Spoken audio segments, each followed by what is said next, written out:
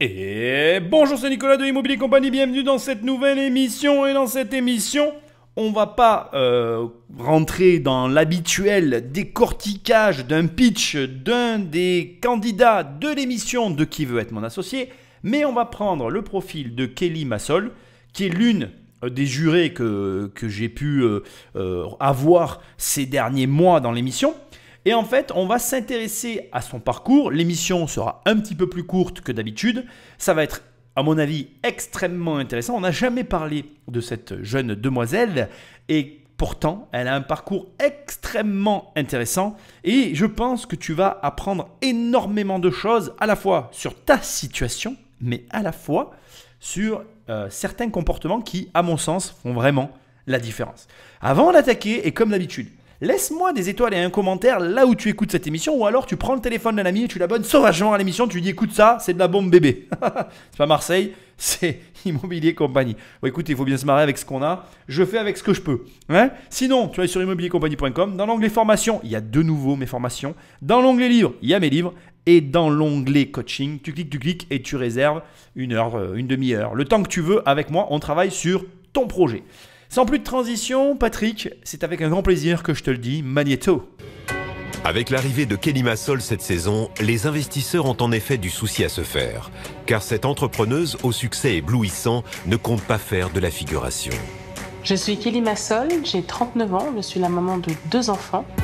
Je suis la fondatrice de la marque Les Secrets de Loli, qui est une marque de cosmétiques dédiée aux cheveux texturés, c'est-à-dire bouclés, frisés, ondulés et crépus.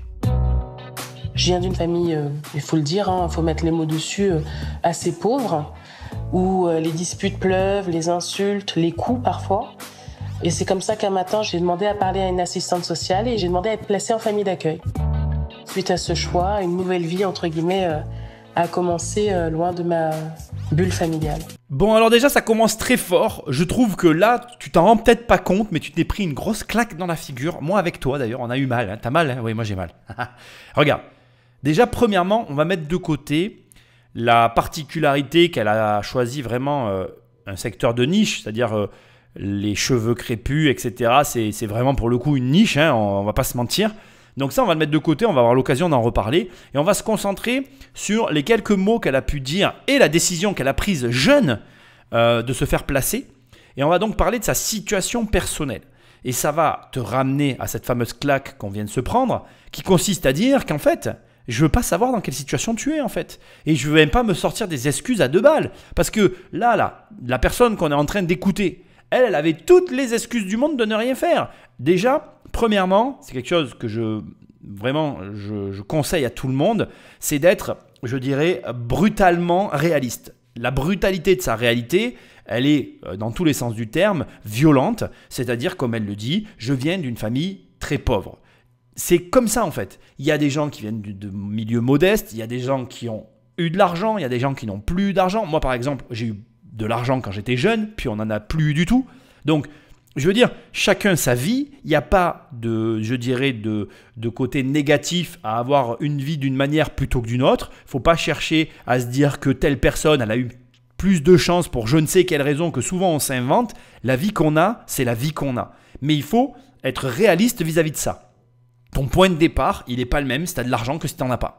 Et il n'y a pas un point de départ qui est favorable à un autre. Par contre, ce qui est extrêmement intéressant dans son parcours, c'est quand elle dit, donc il y avait de la violence chez moi, j'ai dû demander à être placée. Je ne sais pas si tu réalises de quoi on est en train de parler. On parle d'une enfant qui prend une décision d'adulte face à des adultes qui eux-mêmes ne sont pas responsables vis-à-vis de leur enfant. C'est un effort qui est surhumain. Alors, il y a plein de choses qu'on pourrait dire. Tu pourrais me dire, oui mais Nicolas, si c'était si invivable, c'est normal qu'elle ait pris cette décision. Oui mais enfin, combien il y a de gens qui vivent des situations invivables et qui les tolèrent, qui les acceptent, qui en font leur quotidien et qui, au lieu de prendre des mesures drastiques, choisissent de baisser la tête. Si tu m'écoutes, je ne sais pas qui t'es, je ne sais pas ce que tu fais, mais tu baisses jamais la tête. Il n'y a pas une situation dans ta vie qui soit acceptable dans la mesure où cette situation ne te permet pas d'atteindre tes objectifs. En gros, je vais te le dire autrement. On a tous des objectifs, on a tous une attente, une volonté, on a tous des rêves et on va en reparler dans cette émission. Si à un moment donné, la vie que tu as, elle ne correspond pas à tes aspirations, il n'y a rien, et j'insiste, il n'y a rien ni personne qui doit t'empêcher d'atteindre ce que tu espères. Si, pour je ne sais quelle raison, tu es empêché d'atteindre l'objectif, ça veut dire que ce n'était pas un objectif. Ça ne veut pas dire que tu n'as pas de chance. Ça ne veut pas dire que tu as eu la mauvaise famille, la mauvaise... Non. Arrête avec les excuses. Ça veut dire que toi, là, qui m'écoutes, en fait, ce que tu crois être des rêves n'en sont pas. C'est au mieux, voilà, un espoir que tu caresses, une petite histoire que tu te racontes, mais pour laquelle ce que tu crois être de la motivation n'est en réalité rien du tout. Quand tu es motivé, il n'y a rien qui t'arrête. Quand tu es décidé, il n'y a rien qui t'arrête. Ni l'argent, ni ta situation géographique, ni ton entourage, ni ta femme, ni tes enfants. Rien. Rien. Voilà. Et ça, je veux que tu l'entendes. Et là, on n'a pas beaucoup de détails. Mais c'est ce qui s'est passé. Elle ne savait peut-être pas ce qu'elle voulait, mais elle savait que ce qu'elle avait ne correspondait en rien à la normalité. Elle a pris une décision radicale. Je salue et j'insiste, pourquoi ? D'abord parce qu'on est tellement nombreux à ne pas en être capable. Mais même moi, je ne veux pas que tu crois que je m'exclus de la sauce. On est tous dans la même sauce. Dans nos vies, respectivement, autant que nous sommes, il y a des sujets sur lesquels on ne prend jamais de décision radicale. Alors pourquoi ? Les raisons, on en a tous. Je ne suis pas inquiet. Si on s'asseyait tous les deux, tu seras en train de dire « Ah oui, mais il y a ceci, mais oui, mais il y a… » Oui, très bien. Ok. Bon, maintenant, si on regardait un peu les raisons de faire. Non, parce que… c'est bien de se trouver des excuses, de réfléchir au pourquoi du comment, de beaucoup réfléchir, de pas beaucoup agir. Mais il y a un moment donné, il y a une urgence, tu vois. Le temps passe. Je ne sais pas quel âge tu as encore une fois, je ne sais pas qui t'es, je ne sais pas où tu m'écoutes, je m'en fous. Ok ? Sois honnête avec toi-même et soyons transparents l'un l'autre, personne ne viendra t'aider. Personne. La seule personne qui t'aidera, c'est toi. La seule personne qui prendra les décisions comme Kelly l'a fait, c'est toi-même. Cette histoire est extrêmement inspirante. Et la seule chose que je peux faire à ce stade, c'est de t'en inspirer et peut-être même de réécouter ce passage en te disant, elle le dit avec une voix calme, posée, parce qu'elle a pris la décision. Et ça, c'est le dernier point le plus important. Quand tu prends une décision, quelle qu'elle soit, qu'elle est prise, en général, tu ne reviens pas dessus. En général, tu n'es pas hésitant. En général, tu agis. Et souvent, quand la décision a été prise, il se passe plein de choses et bizarrement, tu avances en fait. Parce que, encore une fois, tu as pris la décision. Donc, la seule chose que j'ai à te dire maintenant à ce stade, c'est quand que tu prends la décision de changer des choses dans ta vie. Parce que, devine quoi, si tu changes des choses dans ta vie financière changera. Si tu ne changes rien dans ta vie et que tu attends que tes finances changent pour que ta vie change, mais rien n'arrivera. Voilà. Donc, réfléchis-y. Patrick Magnéto. J'ai eu plein de rêves quand j'étais petite. J'ai toujours rêvé très grand. Je ne savais juste pas par quel moyen j'allais y arriver. Oui, je suis revenu rapidement parce que j'avais gardé ce passage pour en faire tout un point. Je vais essayer de ne pas être trop long, mais en même temps, ça va être difficile pour moi parce que, elle vient de le dire, elle a toujours rêvé très grand. Et tu dois toi aussi rêver, avoir des rêves, des aspirations. Bref, il faut que tu aies cette espèce d'étoile dans la tête qui représentera le rêve ici et que tu essayes de suivre. Si tu n'as pas de rêve, tu as laissé l'enfant mourir en toi. C'est catastrophique. Et ce qui est intéressant dans la petite phrase qu'elle vient de dire là, j'adore. Tu as vu, elle avait plein de rêves, elle ne savait pas du tout comment y arriver, mais elle a pris des décisions qui ont changé sa vie, comme je viens de te le dire. Et du coup, il y a eu des changements. Les changements ont amorcé de nouvelles choses. Elle s'est fait confiance. Bon, ça, c'est un peu plus dur, je peux l'entendre, on va en parler. Et à partir de là, elle a suivi le pas. Voilà. Donc, effectivement, avoir des rêves, bon, ben, c'est important. Mais laisser l'opportunité, ou laisser plutôt la vie créer des opportunités, ça l'est aussi. Il y a beaucoup de gens qui s'enferment dans leur propre vie en fait. Si tu t'enfermes et que tu te fermes à toutes les opportunités que la vie te propose, il ne pourra jamais rien t'arriver. Il y a des moments dans ta vie, tu fais des choses et ces choses, elles t'ouvrent des opportunités. Tu les saisis ou tu ne les saisis pas. Tu prends le bouc, la perche qui t'est tendue ou tu ne la saisis pas. C'est à toi en fait de faire cette démarche. En réalité, ce que les gens ne comprennent pas, c'est pas que… Alors, la chance existe. Moi, je ne peux pas nier l'existence de la chance. Mais je ne peux pas nier non plus le fait qu'à un moment donné, il y a une certaine forme d'acceptation venant des personnes qui ont de la chance, de laisser la place dans leur vie à ce qu'il se produise des choses. C'est-à-dire qu'à un moment donné, j'ai pas d'exemple à te donner pour ce podcast, j'en suis vraiment désolé. Mais quand tu vas quelque part, par exemple, il faut que tu provoques le fait qu'il t'arrive des choses, tout simplement. Parle avec des gens que tu ne connais pas, ouvre-toi à ces gens-là. Les gens vont à des endroits et parlent avec personne. Bon, alors moi j'ai un défaut, c'est que je parle avec tout le monde. Hein. C'est certain que chacun ses défauts. Après, moi je dis, c'est un défaut, c'est très relatif. On va dire que c'est un défaut pour mes proches, parce que des fois ils aimeraient être qu'avec moi ou que j'aille rapidement, il y a des gens qui viennent avec nous. Mais c'est pour moi la vie que de s'ouvrir à d'autres personnes, de laisser rentrer des gens dans ma vie pour que ces mêmes personnes m'amènent de nouvelles choses qui font que il m'arrive des trucs. Il ne peut rien. Alors déjà, si tu laisses pas rentrer des gens dans ta vie, il ne peut rien t'arriver. Donc déjà, j'ai une première question que je t'ai déjà posée dans ces podcasts. Combien tu rencontres de personnes tous les ans? Combien tu fais de nouvelles rencontres par an? On est tous là, chaque année, à se donner de nouveaux objectifs, en mode, voilà, il faut que je fasse tel euro de chiffre d'affaires, etc. Ok, très bien. Combien de gens tu rencontres tous les ans? Parce que rien que le fait de rencontrer de nouvelles personnes t'ouvre sur de nouvelles opportunités. Donc rien que ça déjà, en soi, je te donne ce conseil, si tu l'appliques, ta vie va changer. Rencontre des gens, fais-toi ami avec de nouvelles personnes, invite-les à manger chez toi. Ah oui, moi je vais pas te cacher que des fois ma femme elle me dit oui mais on le connaît pas et tout. Je dis mais justement, on va le rencontrer. Oui, bon, elle n'est pas contente. Je comprends. C'est plus facile de rester dans ton petit confort, de fréquenter les gens que t'aimes, qui ont les mêmes idées que toi, de te dire que ce week-end tu es fatigué, que tu feras pas ça. Encore une fois, je l'ai dit, je ne vais pas le répéter, les raisons, on les connaît tous, on a tous les mêmes de toute façon. Même moi, des fois, je me plains de quoi? Des fois, on me parle et je dis, je sors trop. Mais c'est vrai, je le reconnais. Mais à un moment donné, si tu veux qu'il se passe des choses dans ta vie, c'est pas en restant chez toi que ça va arriver. Le nombre de fois où l'opportunité a tapé à ta porte, elle est tellement inexistante qu'on la compte même pas. Je rigole parce que ça me fait rire. Il m'est arrivé une fois d'avoir une opportunité qui a tapé à ma porte. Ça m'est arrivé une fois dans ma vie. Je pourrais même la raconter cette histoire tellement elle est surréaliste. Mais personne ne me croirait. Ce n'est pas le propos. Ce que j'essaie de te dire, c'est que si j'avais tablé toute ma vie sur le fait qu'une opportunité vienne taper à ma porte, mais en fait, il ne me serait jamais rien arrivé dans la vie. Mais sauf que la plupart des gens vivent comme ça. Ils vivent dans leur cercle. Ils sortent jamais de leur cercle. Et en fait, ils ne font rien pour que ça évolue. Alors, je vais te donner même 2 conseils dans ce podcast qui sont à mon avis très importants. Donc le premier, tu l'as compris, rencontre des gens. Ouvre-toi à la rencontre. Voilà, ouvre-toi à la rencontre. Et deuxièmement, moi c'est quelque chose que j'ai fait il y a quelques années, qui aujourd'hui est devenu une part complète de ma personnalité, c'est que le voyage, donc voyager, aller dans d'autres pays, est un investissement.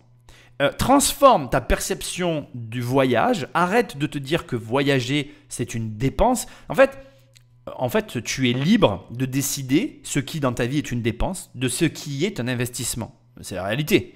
Moi je peux dire, tu vois, regarde, tu peux choisir d'acheter des voitures de collection ou même acheter une voiture récente en te disant qu'il y a peu de modèles qui ont été produits et dans 40 ans ça sera un investissement. Et tu peux avoir raison. Donc le jour où tu l'as acheté, tu as investi.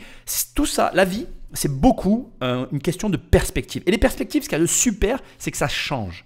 Donc, change de perspective sur le voyage. Dis-toi que le voyage est un investissement et que quand tu voyages, tu investis pour voir de nouvelles cultures, pour faire de nouvelles rencontres. Si tu abordes le voyage sous cet angle et que quand tu voyages, tu fais de nouvelles rencontres, tu vois de nouvelles cultures et tu fais que le voyage est un investissement, ton voyage, tu vas le rentabiliser. Et si tu l'as rentabilisé, ton voyage, c'est plus une dépense puisque c'est un investissement.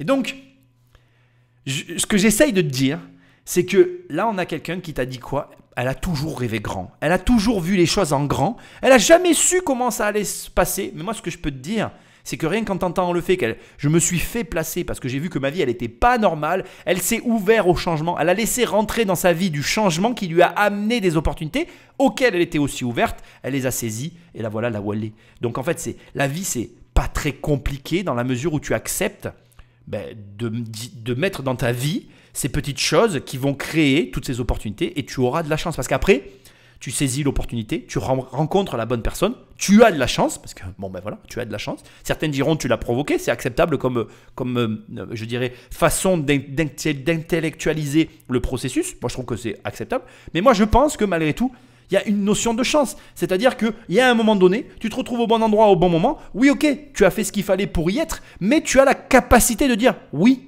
Beaucoup de gens disent non, en fait. Et c'est le dernier conseil. Dis oui, bordel. Arrête d'être fermé. Arrête de... Apprends à dire oui. Regarde le film, là, je me rappelle plus du mec qui dit oui. Yes Man, je crois que ça s'appelle comme ça. Ou le mec qui dit oui à tout. Fais une expérience là-dessus. Dis oui à tout pendant un moment pour voir où ça t'amène. Et tu verras qu'il va t'arriver des choses. Et rien que là, je t'ai donné 3 conseils que tu peux appliquer, qui peuvent changer ta vie. Donc j'ai envie de te dire, t'attends quoi? Je me suis lancée en tant qu'entrepreneuse, j'avais 25 ans. Je travaillais à la sécurité sociale. Et j'ai commencé en fait dans ma cuisine à faire mes propres produits capillaires. J'ai réussi en fait à trouver ce qu'on appelle une niche, c'est-à-dire les cheveux texturés que les grands groupes en fait avaient mal adressés. Alors que 6 personnes sur 10 dans le monde n'a pas les cheveux raides. La première fois que j'ai vendu mes produits en public, je me rappellerai toujours, c'était sur un marché de Noël dans le 18e arrondissement. J'ai été sold out. C'est là où je me suis dit, il y a quelque chose à faire. C'est énorme. C'est énorme. Moi, j'adore. C'est vraiment, c'est les histoires que j'adore. Donc déjà, regarde, elle commence de chez elle, dans sa cuisine. Non mais, je veux dire, encore une fois, pour moi, c'est mythique. Qu'est-ce que t'attends? Non mais, arrête un peu. Blablabla. Bla. Voilà, ça, poubelle. Allez, on n'en parle plus. Tu le fais, c'est tout. Tu fais avec ce que t'as. Tu te débrouilles en fait. Un produit, c'est pas si compliqué que ça à produire, c'est le cas de le dire. Tu fais ce qu'on appelle aux États-Unis le Minimum Viable Product, d'accord? Un MVP. Donc tu fais vraiment le minimum du minimum. Aujourd'hui, tu as Internet, il n'y a pas d'excuse. Là, elle n'avait même pas Internet, c'est énorme. Elle est allée sur un marché et elle a fait sold out sur le marché. Et c'est ça aussi le deuxième point. Ne commence pas à philosopher. En fait, c'est très facile. En fait, mais vraiment, je t'assure, j'aime mes podcasts. Je suis désolé de dire ça, ça se fait pas, je m'excuse d'ailleurs, mais j'aime les faire. Surtout quand je tombe sur des histoires comme celle-là, je trouve ça fabuleux parce qu'en fait, c'est hyper simple. Tu dois simplement construire le produit le plus simplement possible, le plus rapidement possible. C'est tout ce que tu dois faire en fait. Donc tu te prends même pas la tête, il t'en faut un. Il t'en faut pas 10, pas 15, non, il t'en faut un. N'aime pas me sortir tes histoires de stock. Mais oui, mais Nicolas, le coût du produit, on s'en fout, bordel. Tiens, pour te donner un exemple, je crois que mes livres, tu sais, moi j'écris des livres. Et donc quand on commence à travailler sur la couverture, en fait, on sort le livre. Mais vraiment, tu vois, comme si le produit était terminé. Donc on a des livres tests comme ça qu'on sort. Je crois que le livre il nous coûte 30 ou 40 balles. Je sais pas si tu réalises, c'est colossal. Pour le prix d'un livre, c'est énorme en fait. Ça vaut pas du tout ça un livre. Quand tu le produis en masse, etc., le livre, ça a un prix vraiment ridicule. 30 ou 40 balles, un produit de départ, c'est une hallucination, tu vois. Et dans ma vie, je peux t'assurer que moi, j'ai fait beaucoup de produits que j'ai créés dans mon coin dont tu n'as jamais entendu parler. Là, au moment où j'enregistre ce podcast, j'ai encore un truc qui est sorti de ma tête que je vais devoir fabriquer parce que c'est plus fort que moi. J'aime bien tester. J'en parle à personne, tu vois. Je fais mes petits trucs dans mon coin et voilà, c'est de l'entrepreneuriat. Et toujours, le premier produit me coûte très cher à produire. C'est normal. Mais qu'est-ce que je fais? Je fais un premier produit, je fais un site où je vais voir des gens, je leur propose à la vente, je vois comment ça réagit en face. Oui, non, peut-être. Et en fonction de la réponse, en fonction de l'attrait que vont avoir les gens, je pousse ou pas le processus. Et ça, c'est quelque chose que tout le monde est capable de faire. Et là, elle te l'illustre parfaitement.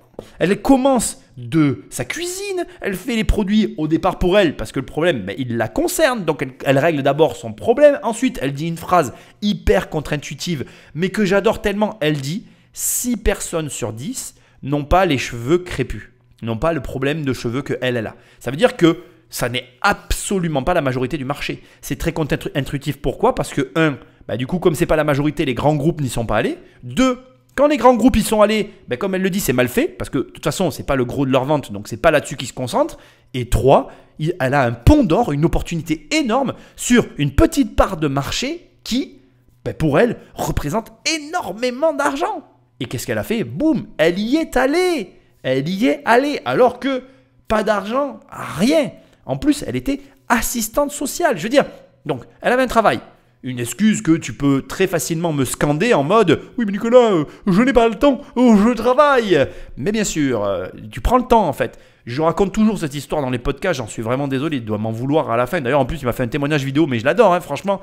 Mais j'oublierai jamais un de mes coachings qui m'avait dit, je me rappellerai toute ma vie, « J'ai pas le temps, Nicolas, de visiter de l'immobilier. » Je me rappellerai toute ma vie. Et j'avais dit « Tu fais quoi le samedi matin ?» Il me dit « J'amène mes filles au poney. » J'ai dit « Voilà, le poney pour toi c'est terminé. » Voilà, c'est tout. T'as pas le temps, sauf si tu parles avec un mec comme moi. Moi, le temps, je te le trouve en fait. Et tu vas pas aimer les horaires où je te trouve le temps. Mais il y a un moment donné, Tu veux que ta vie, elle change ou pas? Je veux dire, ça revient à ce que je te disais tout à l'heure. Les gens, ils veulent des changements, mais ils veulent rien changer. Oui, moi, Nicolas, alors, dans mes 35 heures de travail, je voudrais créer ma boîte, mais je voudrais pas travailler en dehors parce que j'ai besoin de mon temps libre, sinon je suis sous pression. Non, mais te fous pas de moi, s'il te plaît. T'écoutes un gars, moi, je veux dire, je veux reprendre le sport, mais au lieu de manger, je vais nager, tu vois. Donc, à un moment donné, tu fais ton choix. Tu manges ou tu fais du sport. Voilà, chacun choisit sa vie. Mais en fonction de ses choix, il ne faut pas venir pleurer derrière de dire « Oui, mais comment il fait? Comment elle a fait? Je ne comprends pas. » Non, mais en fait, elle a 24 heures comme toi dans une journée. Donc, elle a fait comme toi, en fait. C'est juste qu'elle s'est dit « Bon, ben, c'est ça ou ça, j'élimine. » Le soir, tu regardes Netflix? Bon, ben voilà. Hein, commence par éliminer Netflix. Je crois que c'est moins important que ta vie. Enfin, je crois, je ne sais pas. Corrige-moi si je me trompe. Hein. Entre Netflix ou ta vie, qu'est-ce que tu choisis? Comme si c'était une question. Mais bon, je la pose parce qu'il y a des gens, en fait, ils ont besoin d'entendre à voix haute pour comprendre, tu vois. Ouais, tu vas te dire, ah putain, mais t'es excité là. Oui, je suis excité parce que son histoire m'excite. Voilà, je me dis, waouh, la nana, en fait, elle a vraiment une vie que d'autres personnes qu'elle ont. On est nombreux à avoir cette vie-là. On est nombreux à avoir une vie comme ça où finalement, elle fait l'effort. Tu regardes, elle a fait l'effort de sortir de sa famille. Elle a trouvé un travail assistante sociale. On pourrait discuter des heures. Mais elle aurait pu se dire je suis fonctionnaire et je m'en tiens à ça. Je suis sorti de ma famille qui était violente. J'ai eu une famille d'accueil sans doute formidable qui m'a permis de rebondir. J'ai un travail, un CDI. Il y a beaucoup de gens qui aujourd'hui se contentent de ça et je ne les critique pas. Bravo déjà. Rien que ce parcours-là est exceptionnel. Mais cette fille-là, elle rêvait, mais elle ne faisait pas que rêver. Elle voulait voir ses rêves se réaliser. Il y a beaucoup de gens qui m'écoutent et qui sont là et qui veulent voir leurs rêves se réaliser. Donc les gars, les filles, les garçons, j'en sais rien, je m'en fous. Bougez-vous, arrêtez de réfléchir. La réflexion n'amène rien, à part de nouvelles réflexions. Passez à l'action. Vous faites un MVP, Minimum Viable Product. Vous essayez de le vendre. Vous ne cherchez pas à avoir raison. À aucun moment, Kelly, elle a cherché à avoir raison. Elle a fait un produit, elle a fait sold out. Le marché lui a dit « Oh là là, regarde, j'ai vidé tes stocks. Il y a un truc. » Comme elle le dit, il y a un truc à jouer. Elle a joué le jeu. Et on revient à ce que… Et en fait, l'émission, elle est bien faite. On revient à ce que j'ai dit tout à l'heure. Je suis certain qu'elle a quitté son job, en fait. Elle a fait sold out, elle a quitté son job. Elle a laissé l'opportunité rentrer dans sa vie. Au moment où elle met tapis sur sa boîte, je suis certain qu'elle n'avait pas moyen de parier dessus. Parce que c'était sûrement trop tôt. Ok, elle avait fait des ventes, mais est-ce que le jeu en valait la chandelle? Mais elle a laissé l'opportunité. Alors certains vont me dire, oui, mais elle avait 25 ans, pour moi, c'est pas pareil. C'est pas vrai. Crois-moi, ta vie, à tout âge, tu peux la changer. Il y a des gens qui ont changé leur vie avec des enfants. Il faut arrêter, encore une fois, de se chercher des excuses. Cherche-toi des raisons. Je veux dire, dors moins, mange moins. Enfin, voilà, modifie des choses dans ta vie pour laisser l'opportunité se présenter, pour laisser l'opportunité vivre dans ton quotidien. Et à partir de là, les choses se feront. Voilà. En tout cas, moi, je suis bluffé par ce qu'elle a fait. Je suis bluffé par le fait qu'elle a été capable aussi d'entendre le marché. Parce que, encore une fois, voilà, il y a des gens qui auraient fait sold out et qui pour autant auraient continué leur petite vie en gardant un side business, comme ils disent aux États-Unis, c'est-à-dire un petit travail à côté de leur travail pour arrondir leur fin de mois. Là, elle a monté un truc de délirant, énormissime, sans avoir forcément, je dirais, comment dirais-je, les reins et ce qu'il faut pour se lancer. Comment je sais ça? J'ai fait des recherches, tu le sais, et j'ai quand même quelque chose d'hyper important à te dire de mon analyse, et je peux me tromper, donc sa boîte c'est les secrets de Loli, de mon analyse et de ce que je vois, elle a sa boîte qui est partagée avec des personnes, c'est-à-dire qu'elle n'est pas seule, c'est-à-dire qu'elle est aujourd'hui une associée d'une entreprise qui fonctionne, elle a officiellement 1, 2, 3, 4, 5, 6, elle a au moins 6 associés qui partagent avec elle les parts de son entreprise, plus d'autres sociétés qui gravitent autour. Elle a investi dans l'immobilier. Elle a franchement, tu sais que je fais mon travail, j'aime bien faire des analyses et tout, etc. Et voilà, franchement, elle a vraiment, elle a investi dans des boîtes, elle a pris des participations, elle a créé une boîte aussi qui a pour but, elle va en parler, de réinvestir dans d'autres boîtes. Enfin bref, elle a mené sa barque très, très, très correctement. Elle a un profil d'entrepreneur vraiment sur lequel il n'y a rien à dire et pour lequel, en tout cas, à mon sens, tu peux largement t'inspirer parce que franchement, c'est bluffant. Aujourd'hui, je suis à la tête d'une marque qui pèse une bonne centaine de millions. Le message, c'est tu peux partir avec des très mauvaises cartes dans les mains, dans la vie, mais que tout est possible. Des obstacles, il y en a eu. Être une femme noire et curvy, c'est le cumul des mandales. mais on changera pas ma couleur de peau et on changera pas la forme de mon corps et encore moins mon sexe. Donc au bout d'un moment, on va pas s'excuser d'être qui on est. Là, pour moi, tu as le message le plus important de l'émission. Pourquoi ? Parce que elle te dit en gros, je sais pas qui t'es, je sais pas comment t'es, mais qui que tu sois, accepte-toi. Tout à l'heure, je t'ai dit qu'on allait en parler, la confiance en soi. Et je reconnais de plus en plus que j'avance dans tout ça, je me rends compte que la confiance en soi, elle a un rôle déterminant dans finalement l'avancement que tu vas avoir dans ta vie. Il y a énormément de gens, en tout cas c'est ceux que je crois, plus j'avance et plus c'est ceux à quoi je crois. Je pense qu'on est très nombreux à ne pas avoir confiance en soi et je veux te le dire, moi-même il m'arrive de ne pas avoir confiance en moi, d'avoir des doutes. On a toujours des doutes, il n'y a rien, à aucun moment de ta vie qui t'enlèvera ces doutes. Seulement, tu dois prendre des décisions et ces décisions, tu dois faire avec. Il y a des moments, des décisions extrêmement difficiles qui doivent être prises. Et voilà, je pense très sincèrement qu'en fait, il n'y a pas de moyen d'apprendre à avoir confiance en soi. La seule chose que moi, je peux te partager, c'est avance par étapes. Tu avances par étapes, c'est-à-dire que tu prends une première étape. Et tu dois essayer de faire quelque chose qui soit à ton échelle presque ridicule, mais sur lequel il y a un enjeu et au terme duquel tu vas gagner de la confiance en toi. Je vais te le dire autrement parce que ça peut paraître un peu brouillon, donc je m'en excuse. En gros, moi je te parle que d'argent, donc on va parler d'argent. Prends une première décision à ton échelle qui soit un risque. Donc on va dire par exemple, tu n'as pas beaucoup d'argent, tu gagnes 1 000 € par mois, tu as réussi à économiser 5 000 € dans ta vie, et ben, tu prends la moitié de ces 5 000 €, tu prends 2 500 €. Si tu ne gagnes pas beaucoup d'argent, c'est beaucoup d'argent pour toi et tu vas prendre un risque avec ces 2 500 €. C'est-à-dire que tu vas les investir dans quelque chose en sachant que tu peux les perdre. Et tu vas prendre la décision en travaillant ton sujet. Donc par exemple, sur les 2 500 €, tu vas allouer, je te dis une connerie, on va prendre l'exemple, tu as 2 500 €, tu les mets en bourse. Tu dis, je vais les investir en bourse dans le but de doubler cette somme. Mais si j'arrive à faire 30% de marge, je suis super content et je sors, par exemple. Donc, tu prends ces 2 500 €, tu vas allouer, comme tu n'as pas beaucoup d'argent, peut-être 100 ou 200 € dans l'achat de livres. C'est énorme. Mais du coup, tu vas mettre 100 ou 200 balles dans des livres que tu vas lire pour comprendre ce que tu vas faire. Une fois que tu as compris un mécanisme, à la fin de ces lectures, tu vas mener des actions. Ces actions vont t'apporter des résultats. Ces résultats sur la somme que tu auras placée, donc foncièrement tu auras placé 2 300 €, ton objectif c'est de par exemple sortir 3 000 € pour amortir l'achat de tes livres et pour voir que tu es capable de gagner de l'argent. Une fois que tu vas sortir ces 3 000 €, eh bien là tu auras gagné en confiance en toi.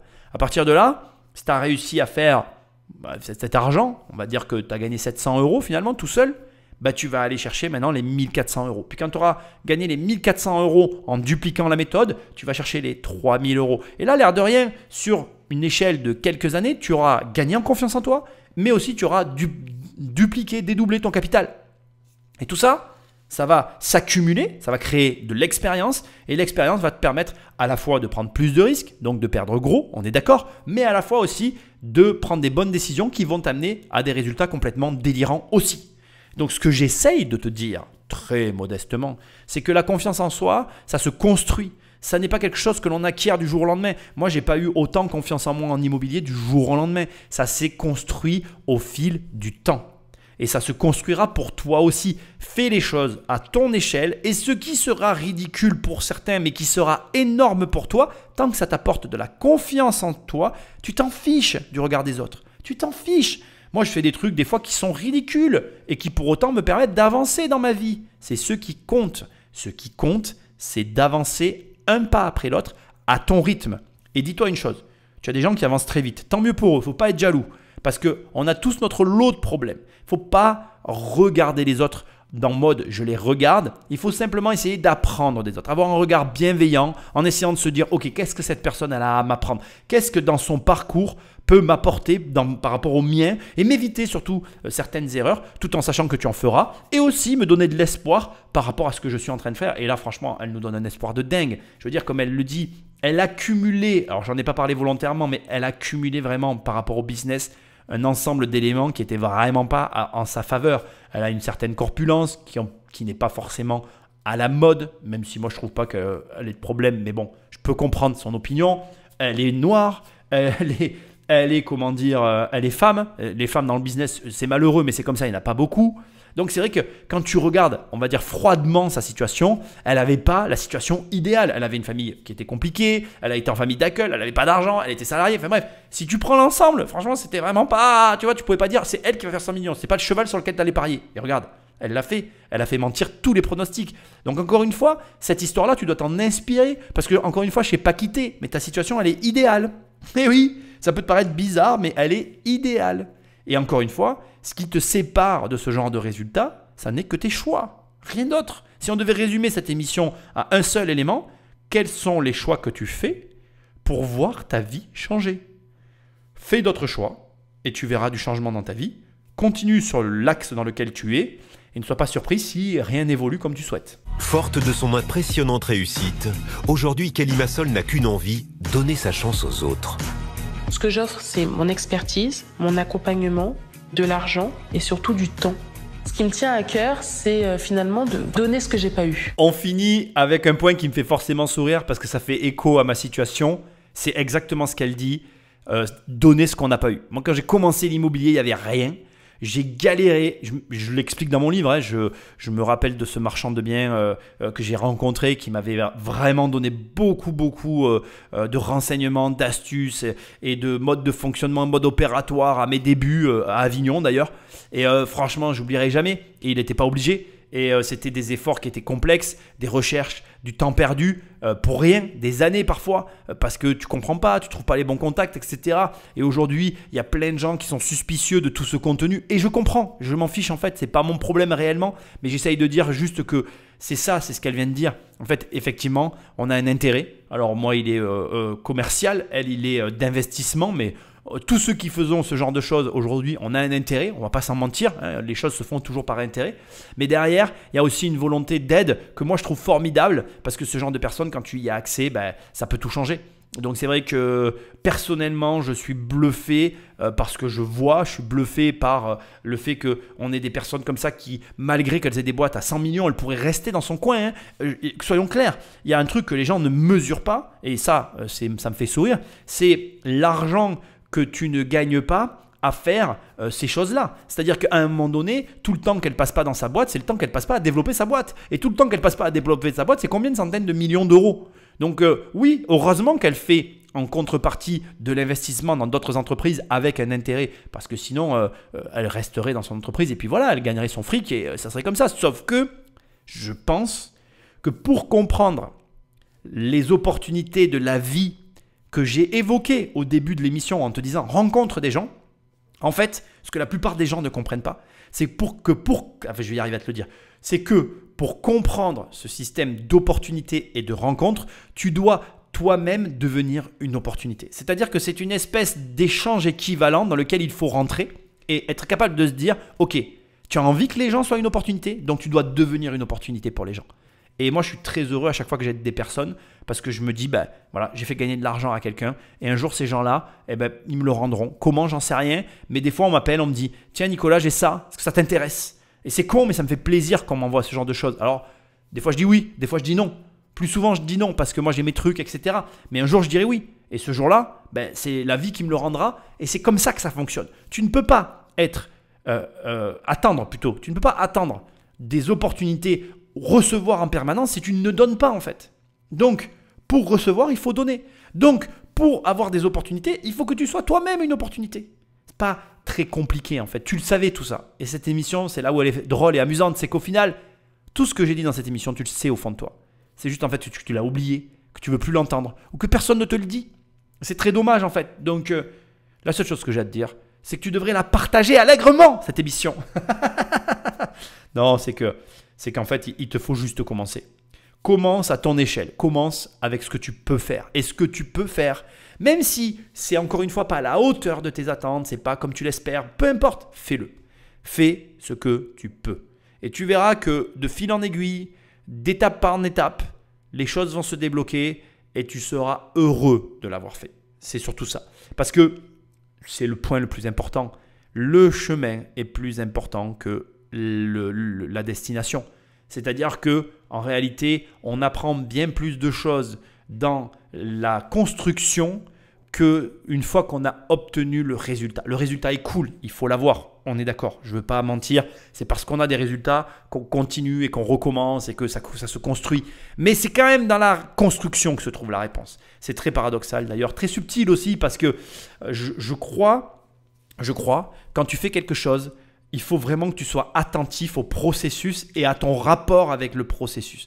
Si dans le processus, tu n'apprécies pas ce qui se passe, même si tu obtiens le résultat, tu auras du mal à continuer. Alors que si dans le processus, tu apprécies vraiment le processus et que le résultat n'est pas au rendez-vous, ben quoi qu'il arrive, tu continueras et c'est là que tu réussiras. C'est subtil, mais je pense que tu as saisi l'idée. Et en tout cas, encore une fois, merci à Kelly pour cette émission qui est formidable. Parce que c'est vrai qu'il faut ce genre d'histoire, il faut des gens qui racontent ce genre de choses.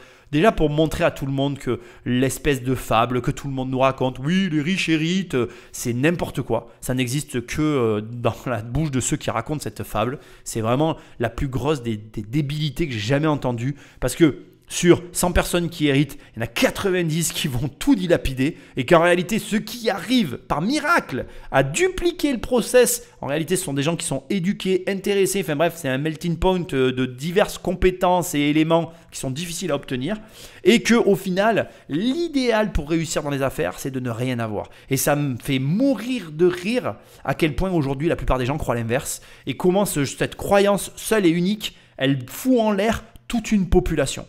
C'est déplorable.